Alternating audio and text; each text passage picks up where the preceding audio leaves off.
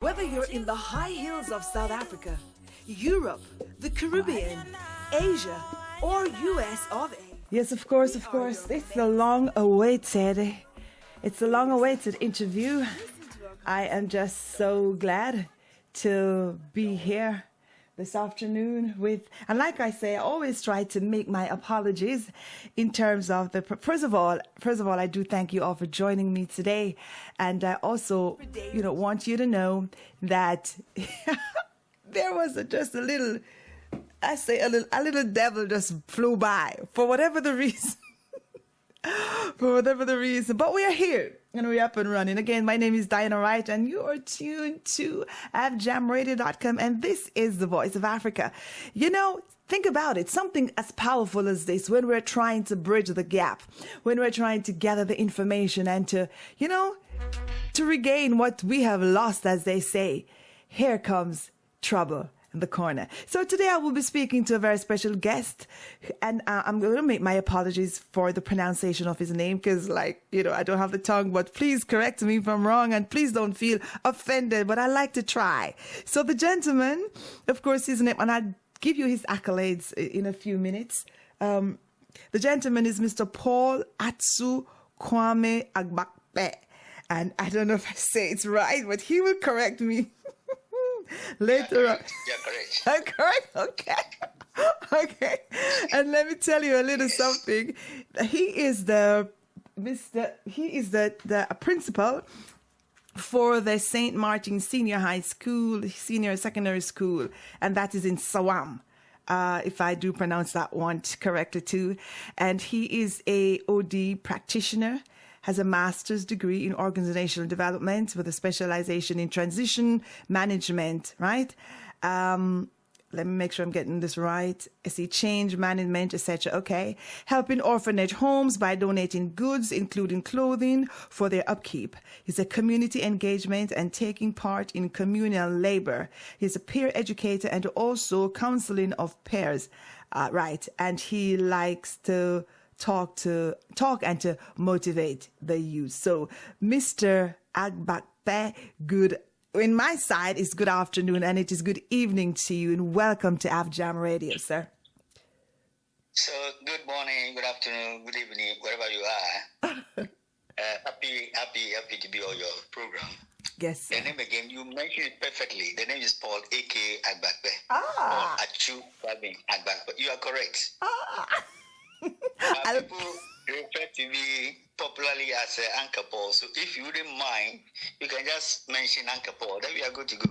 Okay. I can mention Uncle Paul, but for me, I take a person. This is just personal for me. I would rather to call you because your name Atsu. Okay, Mr. That's fine. Yes. That's fine. But I want to keep it original. So how are you? How are you today? How is Ghana? How was school today?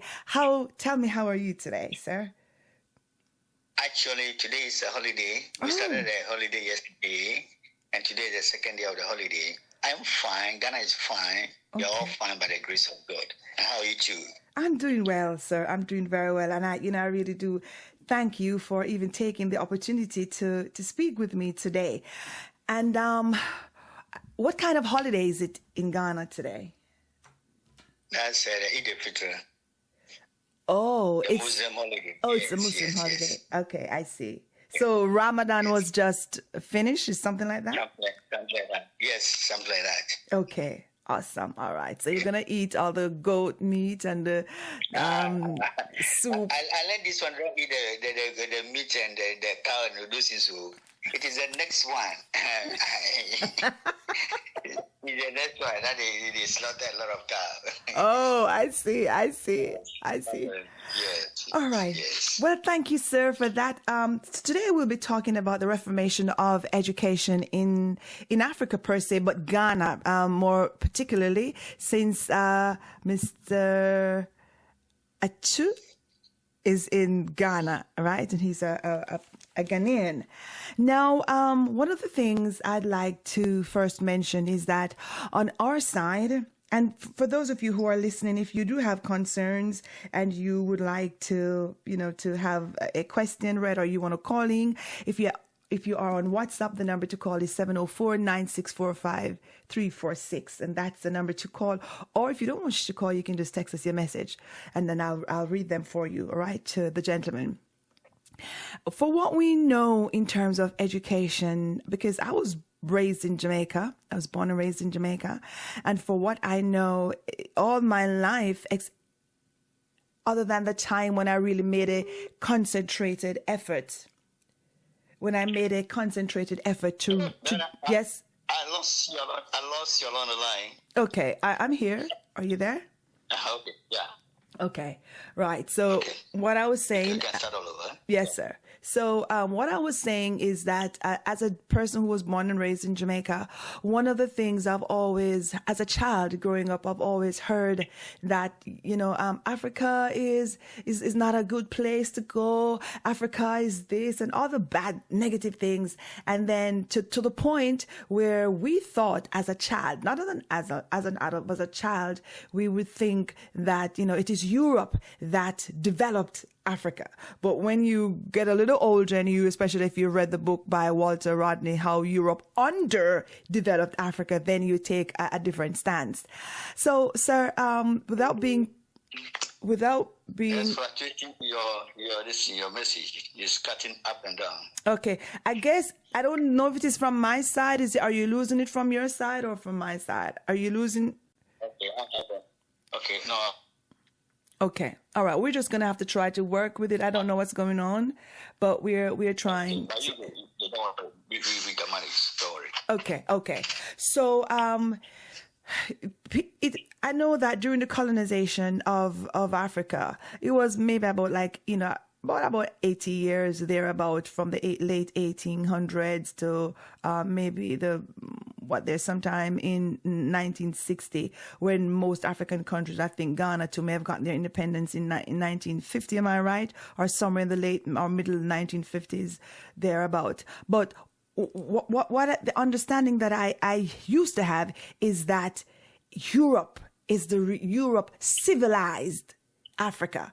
And so the education system is primarily European and all of that. So my question is, whether that is true or not, can you give me an understanding, or give the listeners an understanding of what Ghana in per se was like before the colonization, in terms of what you read or what you know?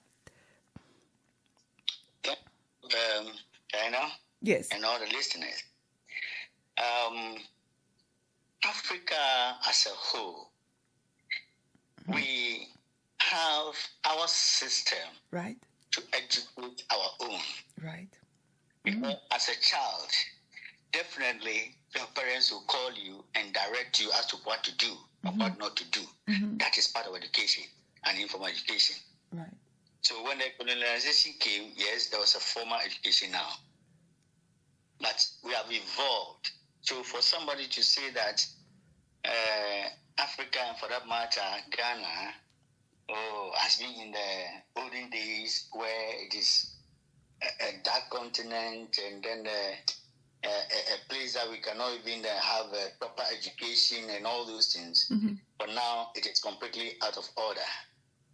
Since 1957, when Ghana gained independence, we have been trying all along to revive our curriculum, to make it more 21st century centered. And that's what we have been doing here now.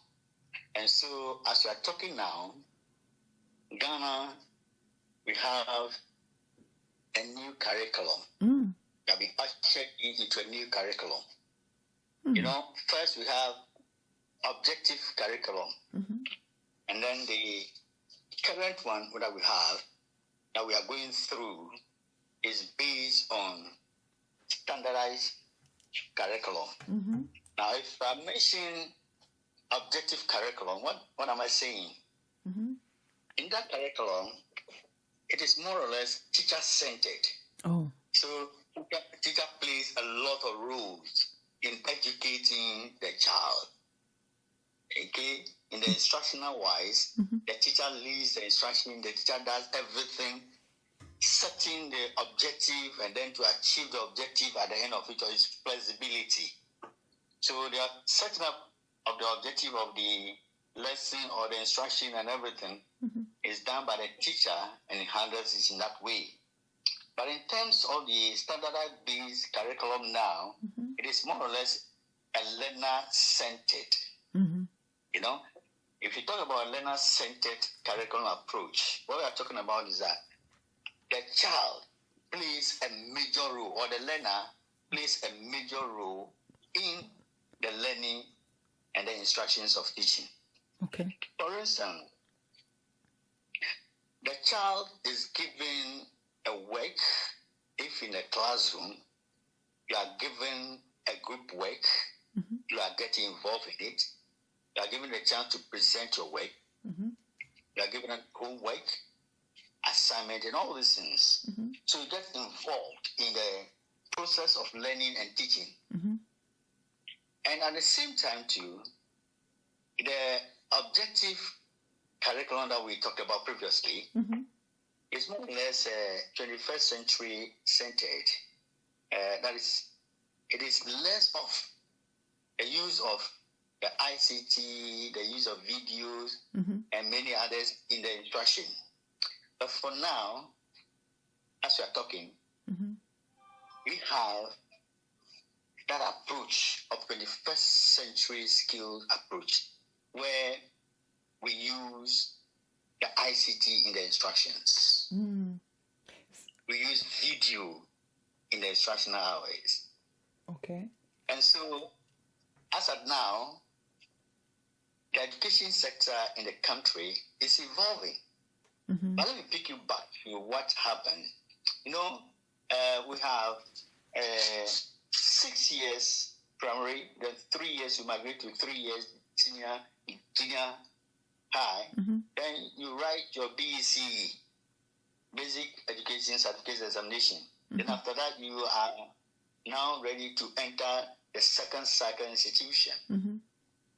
So when you enter the second cycle institution now, you are free to go to any area, either the technical, vocational, or the STEM education, that is the science, technology, engineering, and mathematics education. You can go there. Okay. You can also come to your second cycle institutions also. So we have various levels of education that a child can find himself or herself over there. Okay. Now, let me come back to the nitty-gritties of our new curriculum. Right, right. You see, in the new curriculum, the methodology adopted by the teacher gives a leeway for the student to come in. I'm saying it in such a way that in this methodology, the teacher in question can use collaborative approach. Okay. The teacher can put the students into groups. Okay. And then discussions will go on. Okay. You see, in that manner, you see, Africa, what we do, we have value system in implementing our education. Okay. You see, as they are in the group, what they are learning, what they are learning is that they are learning how to cooperate with each other, how to collaborate with each other. Okay. So the education system in this country now is gradually evolving, and to the extent that we find our students, as the new curriculum is ushered in, you find our students doing more collaborative, innovative, critical thinking. They think critically, yes, and use of these 21st century skills and all those kind of things. So Africa is not just like those times where we are thinking that, oh, this one, Africa is bad, has no locus for education, is completely lost in the doldrum, cannot compete with other nations or other countries in terms of the education. No. We are far from there. Okay. Thank you. All right. Thank you so very much for that. When we talk about the 21st century, like the objective curriculum and, you know, the different methodologies that that are being implementing now, is it more westernized? It was centered like around the westernized Dacian belief, or is it just that Africans in there, for example, I hear you say in terms of critical thinking, I'm sure that critical thinking, the methodologies that is used help to bring out, different levels of critical thinking, and also allow, people to students to associate and use, different types and different ways of learning to work with each other. Would you say that this is a contribution from Europe, from the Western world, or do you think that it was something that was developed within the Ghana school system itself? Let me say that the world now is a global village. Okay. And so what we are doing now, we are training our students so that when they go out over there, they can also fit into any area of work, whether in Ghana or outside. But this particular curriculum is developed within our system with a collaboration with other stakeholders, the universities, and we also have others making input from outside. Everybody is brought on board. The teachers, the students, we are all brought on board to think about what kind of education we need, what kind of curriculum we need, so we can also match with other countries. So I must say that we are looking at the entire world as a global village. And we are tailoring this curriculum towards that area. And that's what we are doing now. Okay. But so, perfect. Before this 21st century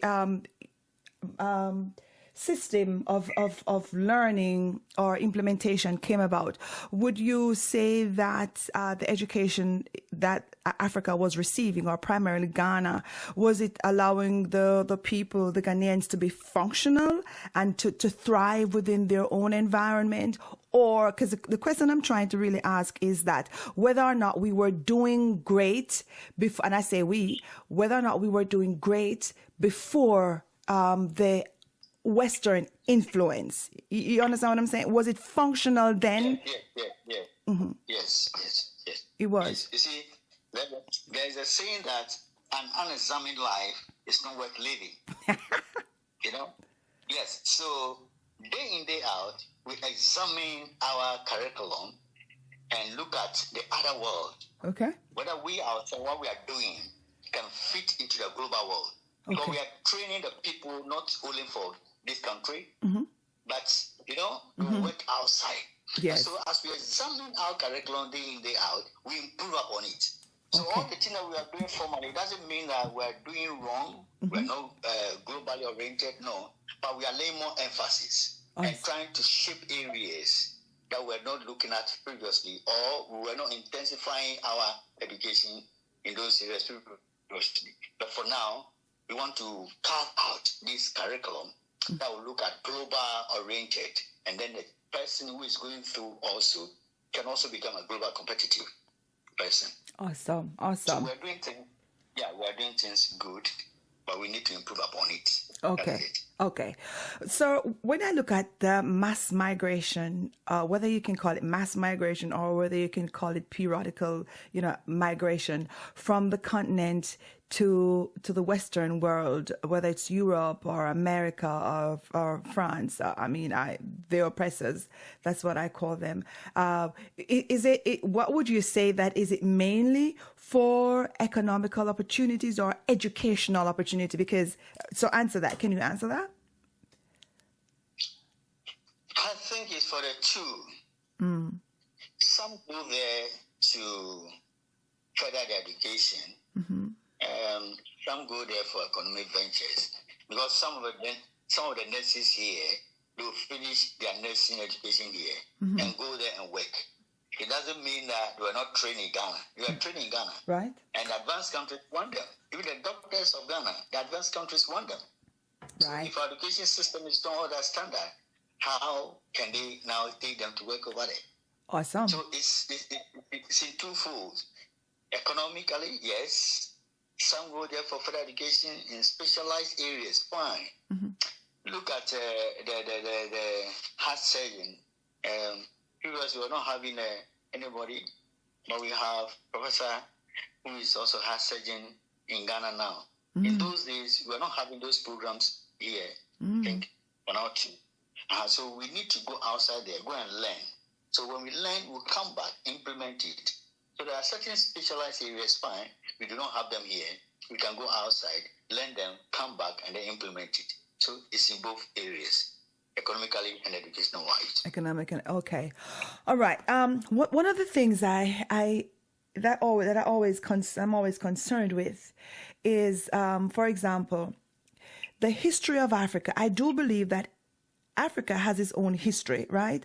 But there is another history that has been superimposed over Africa, so to make it seem as if Africa is really underdeveloped in terms of their education system. And I hear you clearly, but I'm just saying this as a point of conversation and for those who may have this question to ask, right? So Africa may be underdeveloped or undereducated because Africa is a quote unquote third world country, which one day, maybe somehow we'll touch on that a little bit. But from the standpoint of the regular, you go to school, you learn your maths, your English, your social studies, and all of that. But the history that I'm referring to, that I believe would kind of help to keep, Africans in place, of course, with better economic, infrastructures and so on.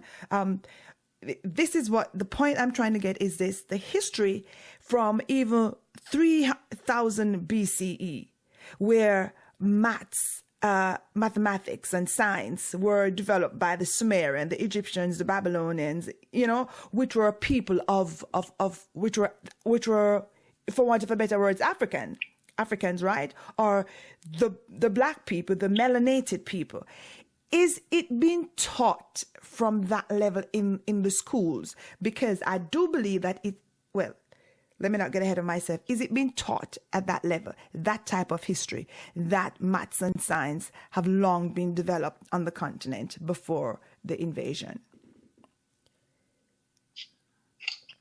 If I get you right, you want to find out whether mathematics, education, English education, all those things were first developed in the continent before the colonialism? Or yes. If the students know, because, for example, in 3000 BCE, the Sumerians, the Egyptians, and all of those people, they developed math. They had their own unique way of the mathematical system, of science, of building. So the reason. Go ahead. We have been saying that civilization starts from Africa, right? Egypt. So most of the things that we are experiencing now were developed in Africa in those days. Right. When a white man came in, they looked at all those things. And at the same time, also, they brought certain things also to improve upon it. So we were having a set of civilization, but they came to add to the set of civilization that we have. And so from there, we're developing the best way of approach of things. If you are looking at mathematics, we have adopted law. We have one of the best mathematicians in Ghana. Yes. And what is his name? Looking at the English language, Professor Alote. Wow. Well, shout out to Professor. I think that we are from KNUST or so. If I get them correct, yeah. So we develop from where we were at first to the best way. See, we should look at the whole history in this way. Africa has its own way of development, and Africa has its own way of civilization before the advent of the white man, of colonialism. Some of the things they pick it from us. Egyptian mummies were even bound for several days and months. There was no decay and all those kind of things. They picked that up. Yes, the free, what is it? Putting this into your mug and all those things, but not part of the civilization that they develop from there. We have our own set of development and civilization. So, you see, the world is growing and is evolving and is developing. So at a point in time, because the world becomes a global village, you pick the best practices from each other. And what is best, you pick it. Yes. Leave what is best. So the white man also picks something from us, we also pick something from them. And it's not a complete that the white man did not pick anything from us. No. The world, Africa is not like a tabula rasa. We don't have anything in our mind. We don't have any culture. We don't have any education. No. We have. But it's the propaganda. I think that is it. Yeah, understand. The reason I asked that question primarily, sir, it's because sometimes, because, well, if you listen to TikTok sometimes, and if you listen to some of the nonsense that's going on, and the thing about it is that, and then you might say, why are you there then? Why are you not in Jamaica, or why are you there? The thing that I'm trying to get across is that the youngsters, the students, even at the senior high level, or even younger, or maybe even at the high school level, is the part of history that gives them that pride in themselves to understand that, listen, I don't just have to hurry up to leave here to go to the Western world because I'm getting something there that is not in my country.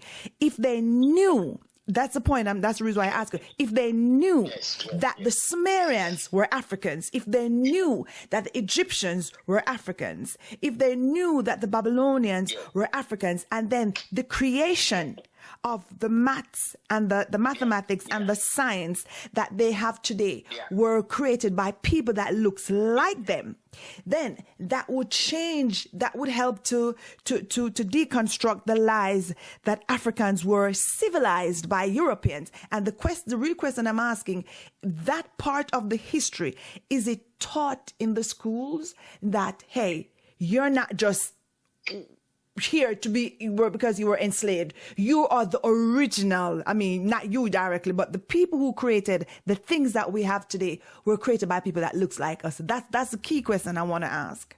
Yeah. It's true. For what is happening now is that when you come to the school, you have certain set of instructions that you go to. For instance, I'm doing science. Somebody doing science, somebody doing maybe arts, business, and those things. So the person might leave the history aspect. Maybe the course area that the person is choosing, there's no history. But there are others who choose a set of course where we have history in it. So that history is taught over there.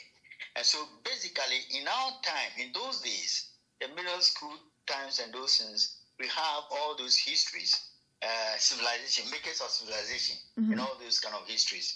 But now, you are limited to an area of study. If you want to do this, let's say, as you do this and do this and do this, it is only when you have chosen a course area where history is part of it that you will learn. Otherwise, you will not learn a history of that nature. But it behoves on us, all of us, Americans, Africans in diaspora, and those of us over here also, to project the idea that civilization started from Africa. Right. And we were the basis of that civilization. Right. That is the missing link. The missing link actually is that we forget to project Africa as a basis for civilization. Right. Yes. Right. Because in those days, Musa and then the great empires were all from here, from Africa. Yes. The great empires were from Africa. Right. And so, but we ourselves and those who are writing the history, those who are publishing all this kind of thing, I think we need a work to do. We need to touch on the basis of our history, to let the young ones be aware that, look, Africa has something. Right. Look, the best of the natural resources that we have, right, no continent has ever.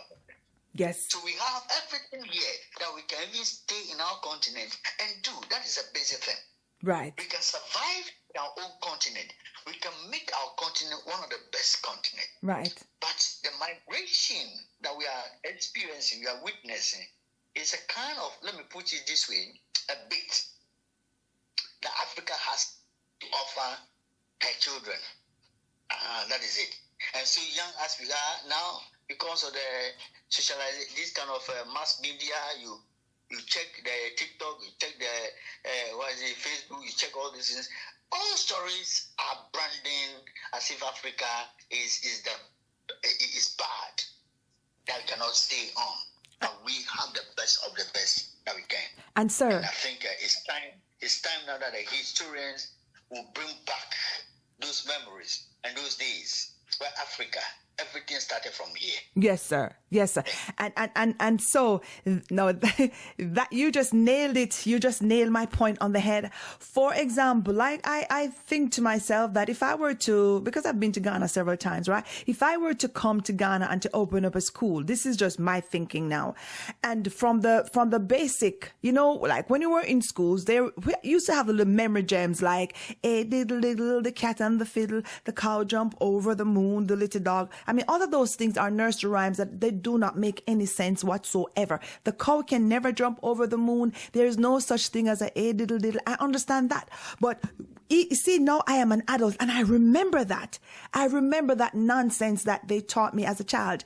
No, I do believe that at an early stage where the child is more, receptive of things, it's good to have a foundational education to let them know that, for example, Africa is the cradle of civilization, and it doesn't matter the country, the continent. And if they have that kind of understanding, if they knew that, listen, when you finish senior high school or when you finish up to the university, the aim is to stay in your country and to build and not necessarily to go yonder because you feel like your education is inferior. And that is the thing I want to drive home. Because they do not have the understanding or the knowledge that we are the builders of the world, even as Aymara would say, we are the builders of the pyramids. They do not have that, so they don't have that legacy. And I'm asking, as an educator, you as an educator, how can we start to have that kind of dialogue, maybe with the Ministry of Education or somewhere, somehow, to bring that education, that information into early education so that Africa's children can remain in Africa and build Africa? Dana, thank you very much. You see, I am part of the State 55 that talk about Africa in the Renaissance. Yeah. You see, we are looking at a stage where we need to be self-sufficient. Right. Self-sufficient to the extent that right from the childhood, we should have that kind of idea that if you are born on the African continent, you are capable of making it in the African continent. Right.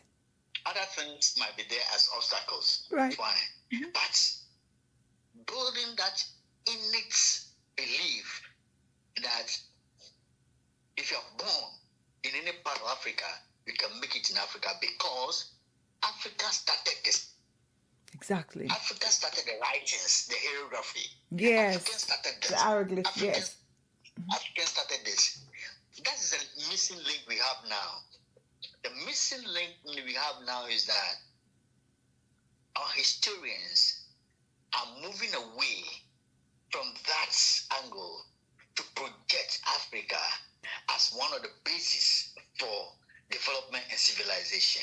And more so, the issue now is that if you come to let's say our Ghana, you see, the students per se are no more reading. Everything is on social media, the phone. So whatever is appearing on the social media is what they read and believe. And then if they are unable to read, to understand that these things have been codified in the books, that is a point we are going to have a problem with. But why we can have a situation where our African child can read not only on the social media with this phone, with all the, especially with the introduction of AI now, that can even manipulate things and change things and you believe it. Yes. And once the youth are entering into this with the AI, they believe all those things more than what we are even telling them. Yes. So if African child can be educated to work things out, to read that, no, we are capable of handling our own situation. We are capable of surviving on our own continent. We are capable of generating whatever it is there that people are migrating to achieve. If we ourselves believe in ourselves, we can do it here. Because everything started from here. Yes, sir. You know, it is because of the reorientation of our minds, Yes, sir. that it is only outside that we can have it. That's the problem now. Yes, sir. But if you can have another reorientation in our own continent, we believe in ourselves that we can do it. Look, there is, with my background in the OD, we have we have a system called that. There is a solution in every problem. Right. And wherever you are, you can find a solution there. Yes. You don't need to go there and find a solution. No. The solution is right with you there. Yes. So we ourselves can believe on ourselves that, look, we can make it in Africa. Yes. We can make it wherever we are, not necessarily traveling outside. Yes. Because the continent is endowed with riches, resources, minerals, whatever it is, you can get it here. Yes. They are even exporting it outside. And those people are even coming in to get it from here. So why not we ourselves now sit down, carve a way of bringing out the best of our continent out, and we are self-sufficient. Yes. That's our problem. Yes. And you know what? We are really going to have that sit down, and I know to say this, it may seem like, okay, you're going to go backwards, but the more things changes, the more they remain the same. For example, with the era of the internet, not so much the internet, but with these cell phones and everything being on the cell phones, we need to go back to the books. We need to go back to books, like going to the book, finding the books, reading the books, the paperback books, the hard copy books, because then that would take the kid's mind out of the phone. Because if everything is on the phone, sometimes they don't even think for themselves. The AI does it for them. And so now they lack the very common essential intelligence to even reason, because they don't even have time to think. Their brain doesn't work anymore because the AI is thinking. Right. And so, which brings my point to this. I'm going to read this about this gentleman, then I'm going to say something, and I'm going to give you the chance to speak again. In this present time here, I'm sure Ghana knows about Thomas Mensah. He is the engineer. He is dubbed as the pioneer of fiber optic technology. The fiber optic is the thing that they use to make the internet go fast, right? So he was the pioneer of fiber optic. And Thomas Mensah, for those of you who are just listening, he was an engineer. He was born Thomas Owusu Mensah in 1950, and then he transitioned in 2024 of March 27. He was a Ghanaian American chemical engineer and inventor who contributed to the development of fiber optic manufacturing and nanotechnology.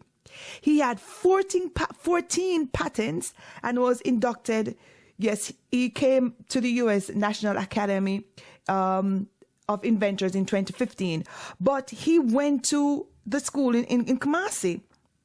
He went to the university in Kumasi. He studied engineering in Kumasi. Yes, he got a scholarship to go to France, and that's where. But the reason why I brought that up is that the internet is a modern technology. That gentleman, as a Ghanaian blood, a Ghanaian brain, a Ghanaian son of the soil, was able to be involved in something as current and as vital to what we're doing today, the internet. And so I'm saying this to say that the people of Africa, the people of Ghana, should not think that you must leave to come elsewhere because he got his bachelor's in engineering in Ghana in the University of over there in Kumasi. You see? So that is pivotal. Another thing I want to say then, who told Africans that they are poor because they do it their way? And why do Africans believe that they are poor because they're not on this side of the world? Do you have an answer for that?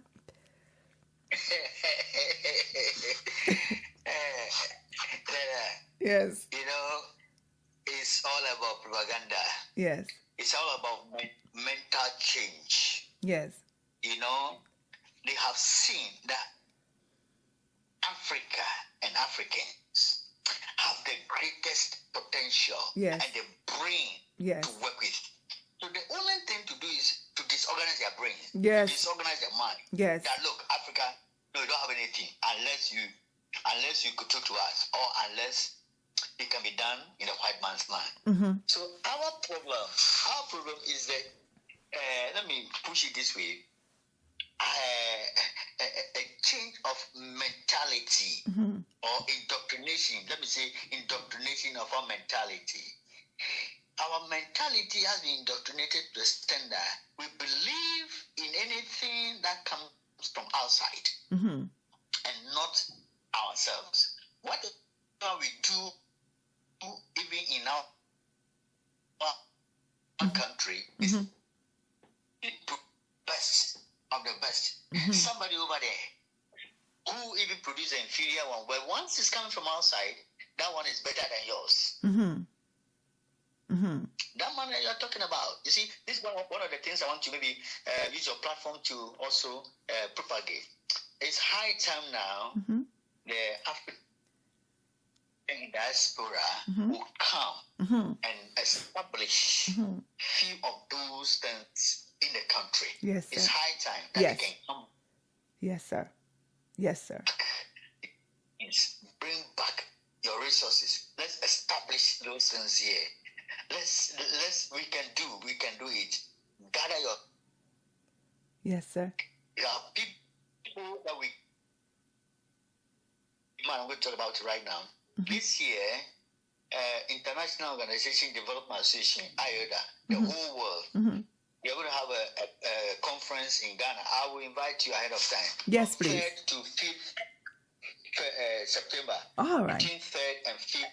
Yeah, between 3rd and 5th September, we are going to host IODA, International Organization Development Association. I don't know what I'm going to say now. Yes. The president of International Organization Development Association is from Ghana. Wow. Wow. Professor Nobokume is from Ghana. He has won the highest award in IODA, Wow. Richard Becker's Award. Wow. Yes, in Ghana now. Wow. So the entire world will come here, will converge here in Ghana between 3rd and 5th of September. Look, we have people here. You know, by then when he was outside, he was consulting for multi-international organizations in Africa. So he decided that no, how can I come and consult for multi-international organizations in Africa when they were looking for OD practitioners? And so they only getting him around. So you have been coming down with them, then you come, work with them, charge, and then they go. I said, no, I have to come back to Ghana and come and train people in Ghana also.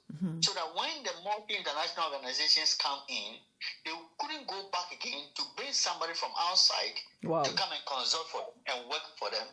But then the people could even be taken from here.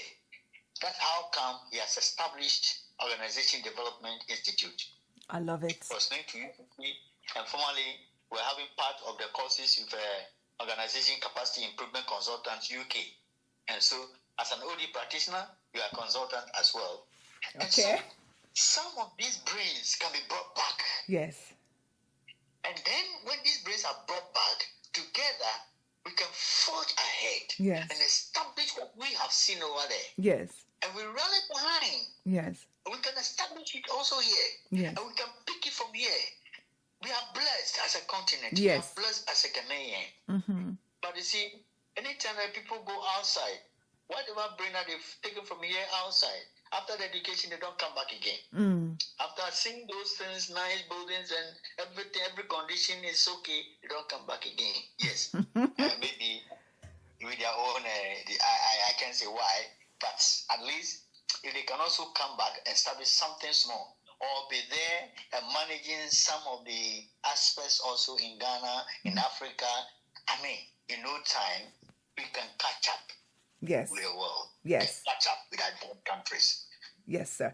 You know, I believe we will capture or recapture our former glory, because just because you're not living or we're not living in a high-rise building, it doesn't mean that you're impoverished or that you are lesser than, because that's their style. Our style is our style. When you look at some of the way the houses are built in Ghana, it's economic. I'm talking about big mansions in Ghana, and then you have, when you go to the villages, you have the different, like the round houses that are made from different materials, and so it has its purpose, and it works. We do not need to. I think they use the compare and contrast system to differentiate, to say, okay, if you have this and you have that, then you are lesser than. But Africans need to get back into the mindset of, someone said that they love Kwame and Nkrumah. That's beautiful. One of the listeners say that. Right. So we do need to get back to the place where we understand that our country, our culture, our liberty, our way of living is ours, and it does not need to be copied from any other place. Now, I want to ask you this question. When you were talking earlier about the phone and everything's on the phone and they're not thinking anymore, one of the things I really want to say, especially to the women who are bleaching their skin. I see some beautiful black African, their skin, their black is beautiful, smooth like butter and beautiful, and they're bleaching their skin because the influence of the outside world, and it's telling them that the lighter you are, the better. Now, if they, and these are the things that some of the things we have to also begin to put into our school system to teach the children that your melanin, the black in your skin, is not a curse. The blackness in your skin is not, it has nothing to do with because you are lesser than. The Creator made you that way because you are the first. You are the people of first, and it's used to protect you from harmful, the radiation. But even now, people are buying. The white men are trying to buy melanin to use, to harvest, to do so many different things. But we have to begin to teach our children that the blackness in our skin is golden. It is priced as a high price.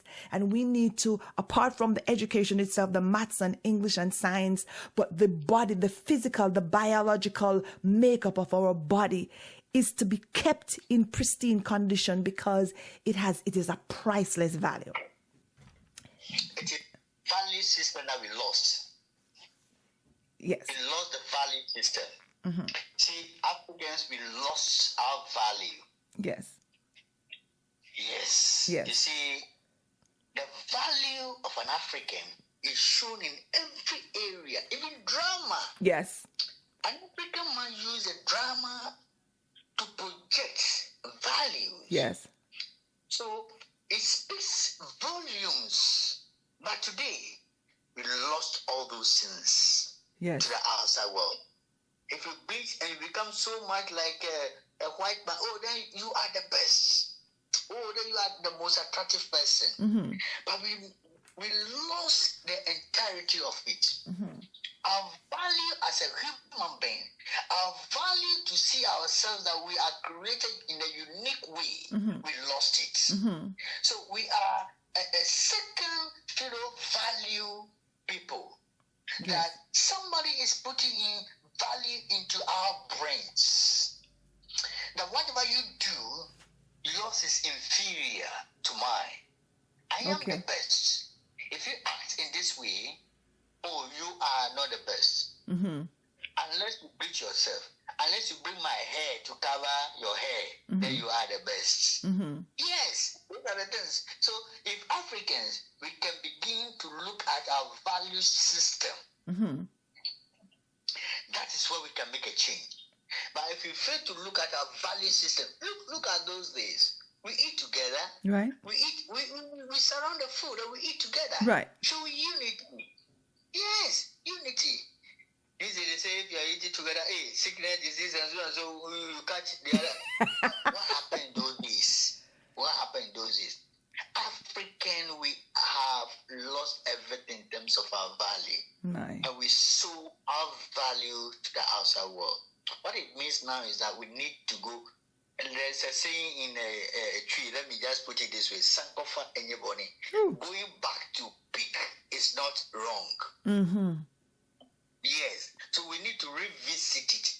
But you and I, now that this phone system is coming in, Yes. it will take a strenuous effort to educate an African child to read, to go back and read. Recently, I was reading something, and then Japan or so is now withdrawing these tablets and notes in tablets, everything, so they can go back and read. Thank you. And that's what, I don't mean to interrupt you, that's what I said earlier. Read from the books. Yes. So we can go back and read from the books. Yes. So that our books should be written Yes. and show us the way through that, look, Africans as we are, Yes. we have everything that we can make it over here. Yes. Africans as we are, we have every resources that can sustain us in this country or on the continent. Africans as we are, we should appreciate ourselves. Yes. Africans as we are, we should come together and unite. Yes. Africans as we are, we should see each other as cooperating to developing our continent. If those issues and values can be inculcated right from the childhood, and for now, I must say that with the kind of curriculum that we are building together, for instance, if you put a child into a group discussion, you are bringing the value of that tolerance, Amen. differential belief system. Somebody is believing that, oh, I can go and work with this person. Somebody is believing that, oh, I can tolerate this person. So there's a kind of growing tendency in terms of this curriculum, but it will take time. A set of learning will take some time. Yes. But I believe that if we can go back, rewrite the history, Yes. that we can believe on ourselves, Yes. putting it in a small, even drama, Yes. a small drama. Yes. Yes. Yes. And dramatize. Yes. It catches like wildfire. And that's where I come in. Yes. Acts in the terms of drama, acting, and all those things of our values system. Yes. Yes. It goes a long way to change our perception. Yes, sir. Yes, that's beautiful. One of the listeners asked this question: why are we, the Africans, not utilizing the human resources to develop and sustain Africa? Can you answer that? Yes. You see, just as we said it earlier, we have the resources. Yes. In terms of human resources that we have, Right. but economically, Yes. your value, if you're working here, Yeah. most of them are of the view that they are not being remunerated very well per the skill that I've acquired. And so they're looking elsewhere where there is a higher remuneration, and so people will go there, and that is why. But if we can start bringing down, like some of you coming in, certain industries, companies, organizations, and then we can start picking it gradually from there and believing in ourselves that no, you have been there, you have seen it, and you are back to develop us. If that skill can be taken enough, that will help us. Okay. So it Are you there? bring I'm here. Are you there? I'll come and develop the country. Okay. And then we have people here also who can help them. You see, one of the things is that I'm listening. most often when they come around, when they come to establish their companies, industries, and organizations, people to manage with honesty. That's why I'm saying that we have lost most of our values. Yes. Honesty, Yes. integrity, Yes. dedication, and all those things. Those are the things that we lost. Yes. We lost those things. And the fear of me coming in, putting up this company with huge money and all of a sudden collapse, that's another fear. Otherwise, we are ever ready to bring back the human resource from wherever you are. We can help you develop this continent, even in Ghana. Awesome. That was well answered. I have just maybe about 3 or so more questions, and then we're going to wrap it up. I have another question from the listener, but I also want to ask you, since mathematics and science, like the human body is the same, biology is the same, you have the same, sort of system, your chromosomes, your cells, the human body. Well, of course, on the other side, the melanin makes the body different, but be that as it may, since maths is maths and science is science, do you think that in Ghana they are teaching the curriculum at such a level that they can invent their own equipment? For example, you don't need to buy a breathing machine. Do you think Africans can? Do you think our school system is teaching the students in such a way that they can go with enough information to develop what they need? Currently, in Ghana, we are establishing science, technology, engineering, and mathematics education. Okay. So we have STEM education in this country now. Okay. Where you can go. Yeah, so all these things are done there. And, recently, one of our local universities in Koforidua launched a satellite. Oh. Yes. Wow. So with the introduction of STEM education now, yes, we are getting ready to produce those things that we are able to produce in those. Launch a satellite. We have science, technology, engineering, mathematics. We have few of them spotted around. So yes, we can produce. Awesome. Goes on, we can produce. Yes. Awesome, because this is good news, because I was saying Africa has all the raw materials. So why is it that we're not doing more? So what you're telling me now is you've answered the question that I was about to answer. So now, science, technology, engineering, and mathematics education, that's what we are practicing now. Beautiful. It's not in every year, but at least we have dotted some of them around.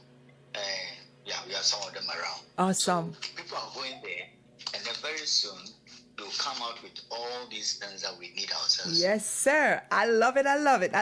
Now, okay, so another question that a listener asked, what is your view? I know this is a general question. What is your view of the Western world, or even say the United States, in its relation to Africa? What is your view of it? In terms of relationship, in which particular area, economic, education, social, or which area? And I guess maybe economic. He didn't finish the question, so that's why I figured in the economic sense of it. Like, how is the impact from this country to that country economically? I mean, like, are they suppressing? I can only talk about the remittances from America okay. to Ghana. Okay. I know some of my friends and some colleagues who find themselves there. At least they send some remittances to their parents, their children, and all those kind of things. That's fine. Yeah, okay. That's fine. But in terms of the policy, no, I will not be able to talk about it. That's it. Okay. Understand. All right. So my next question to you, as an educator, right? what do you say if a student should walk up to you and say, teacher or principal, I just want you to just leave Ghana to go to America or to go because I don't think I can make it here. What do you say to the student who believes that they just need to leave Ghana to go to the Western world to get a better education because the packaging is different? Wow. My first point is to sit him down and find out why he wanted to leave. So if he includes that, I wanted to leave because I think I cannot make it to a year, then I have to work on him. I have to work on him because his inner being, he has not trusted himself. He has lost the trust, self-sufficiency of himself. And so I have to bring that worth to him, that no, wherever you are, you find yourself, you can do it. Amen. It is not a matter of moving outside. Yes. You can do it. Yes. And what you need to do is to rediscover what you want to do. Right. It is, if you discover what you want to do, then you have a way of doing it. Okay. But if you don't discover what you want to do, you can't get a way of doing it. You Yes. can go to America, but if you don't discover what you want to do in America, you can just be loitering around. But if you discover what you want to do, you can have helping hands Yes. to see you through. That is, if you have a goal to achieve, Yes. we can help you to achieve it. Okay. We can, yes. And the fact of the matter is that an African child now should be told that the world is a global village. Yes. We are all one. Wherever you are, you can make it at wherever you are. Yes. It's not a matter of migrating to anywhere.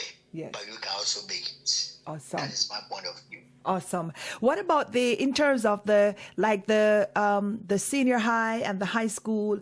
Do students have to pay yearly for tuition, or is it? Do they get to go to school for free? It's free. It's free. It's Wow. So you're saying that from only, of course, if it's a private school, but from what age do students enter school? From age 6 or from age 3? free. Yeah, 6. Okay, from age 6. So from age 6 up to they reach high school, at what age do they graduate from high school?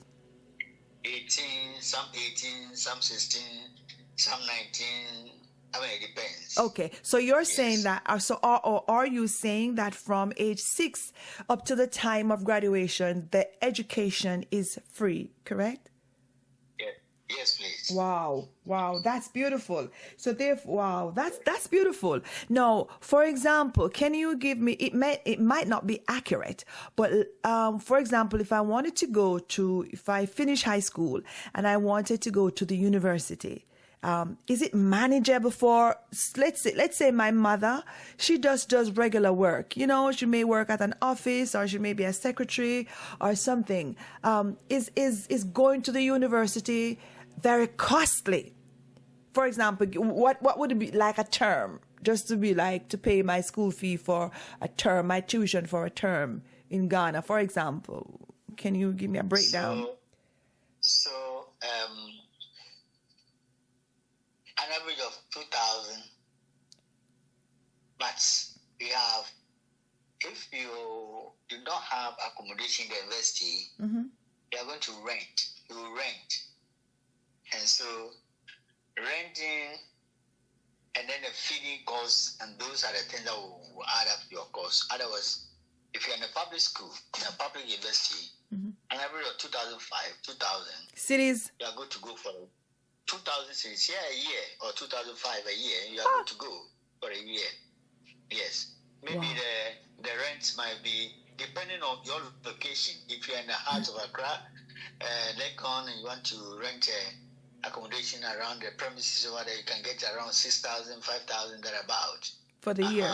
But the public university, even this year, the government has made it in such a way that all the first years entering the university is going to pay all the school fees. Wow!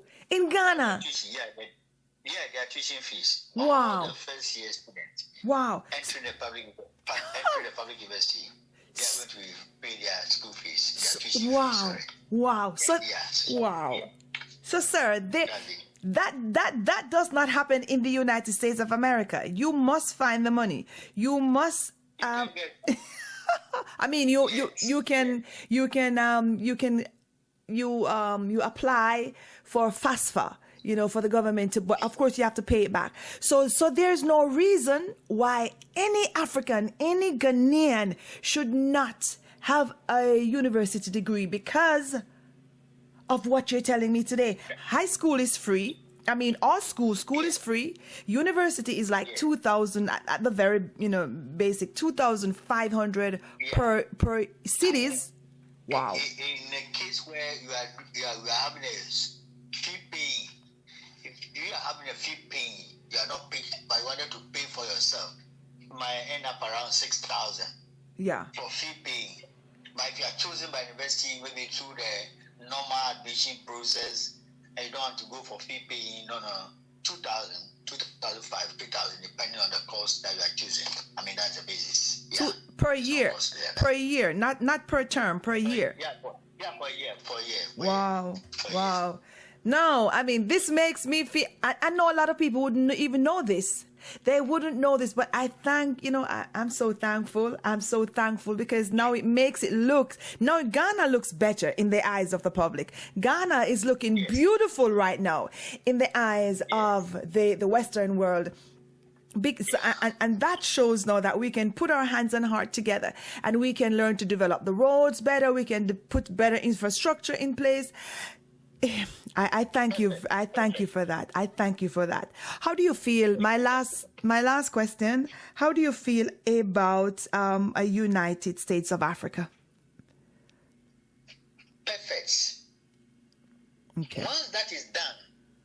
Yes. Today I was reading something on our page, and then it stated that an empire, an average span of an empire, is about 200.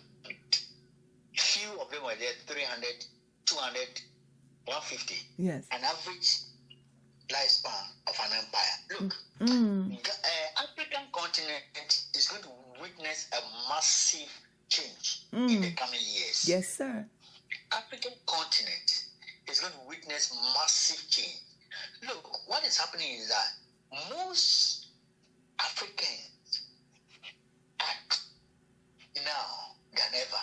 Mm-hmm. We have the human resource. Mm-hmm. The only thing is for us to come back, identify our roots. Yes. Once we identify our roots and are ready to invest in our roots, we are good to go. Yes. An African continent will take the world in the coming years. Yes. And if an empire lasts for 200 years, 200 years. Some of the big and giant we have. Mm-hmm. Wow. Africa is the next. Africa is the next. The next frontier. I love it. I love it. I love it. The next. I love it. We are good to go forward. Yes, sir. Yes, sir. We're ever ready. This is beautiful. Yes, we are ready. This is beautiful. And sir, is there anything? First of all, I'd like you to, if you don't mind, can you tell me what tribe do you belong? And the reason I am asking you because I would like for you to tell us something in your language, even though I don't understand, and then you tell us the meaning of it. Yes. Thank you. I'm on Ewe. Oh. Yeah. Ewe. So let me speak Ewe. Will that be okay? Yes. Yes, that's fine. You akwe. Mochubono popoya. Egbedona mashiame.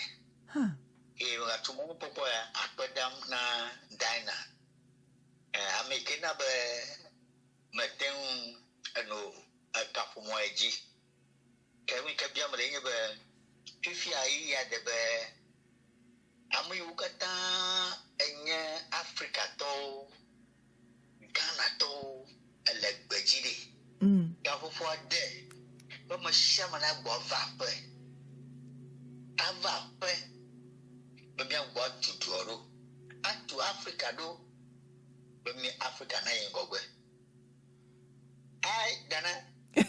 What I've just said is I want to thank you very much for giving me the platform to air the views as we discuss.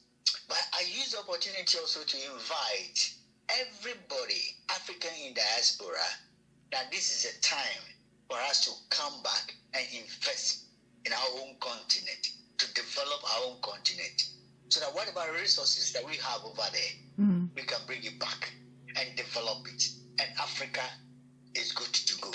Yes. Thank you very much. Yes, sir. Oh, that is so. You know, when I told, there's someone who said that your name, this is person, his name is Godwin, and he said your name, when he heard your last name, he said, this is an Arab man from my tribe. I say, how do you know? He said, the name. You see how important naming is? Yes. So he said, whoa, that's good. He also was texting in, and I know this comes in late, so I'm just gonna read what he said. He used to be a teacher too. I'm just gonna read what he said. But you know, you have said, we have talked and we have kind of bring it to a climax. So this gentleman said, politics causes a lot of instability with regards to Ghana's educational curriculum as new political party comes into power. They try to change parts of the curriculum, and that's what he said. But I don't know if you want to piggyback on that, but I just wanted to say that. Go ahead. This new curriculum is something that we are not touching. Excuse me to say that. Yeah. We are developing this new curriculum with all the stakeholders. Everybody was consulted, and so it looks like no government is changing anything. We are good to go. Okay. All right. It's a new curriculum we are developing. Awesome. And so this new curriculum that we are developing had a wider consultation. Yes. And wider consultation. Yes. And based on that, we are good to go. All right. I love it. Sir, I am so thrilled to have had you today. Hey, I'm blessed. And it's going to get stronger. Voice of Africa. I like Jamaica. You like Jamaica. Hey. Jamaica likes Ghana. I like Jamaica. Yes. I like my mom, Bob Marley. Oh, that's lovely. And the culture. Yes. Culture was in Ghana one time. Yeah, culture. Yes. That's a beautiful thing, sir. That's a beautiful thing. Mr. Paul Atsu Kwame Agbakpe. I know I don't say it so properly, but I like to say it. I'm trying. That's good. Yes. Perfect. Yes. And today he was a very, very special guest on the Voice of Africa. I do hope that you have been enlightened. I do hope that something he said or something I said, not me really, but what he said, you were able to take away that and to also see Ghana in the true light that it is, to see Ghana as not a wounded bird, see Ghana as not, a place or a country that is downtrodden, but is that Ghana she's rising up. She is still in her strength. Ghana is still in her youth, and it's waiting on the minds of people like you and I to go there and to further to work with our brothers and sisters. And another thing I wanted to say is that when we come there, we also have to learn we're going to have to form some kind of coalition to change the minds of how the continental Africans see the people from the diaspora, because they do not know that when we came here, the struggles that we have to go through. You are stopped by the police because of the color of your skin. Some people have been gunned down. During slavery, it wasn't just that we came here to pick cotton. Our ancestors were raped. Their bellies were cut open and the fetus fell out.